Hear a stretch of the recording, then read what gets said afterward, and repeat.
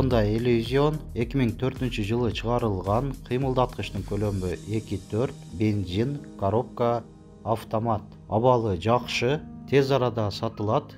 Баасы 950 000 сом, кеми бар, алмашуу жолдору бар. Жеңил унааларга 50% акчасын берип, үстөк калган суммага унааларга алмашылат. Унаа Ош шаарында. Ээсинин байланыш жана WhatsApp номери 0501 38 15 70.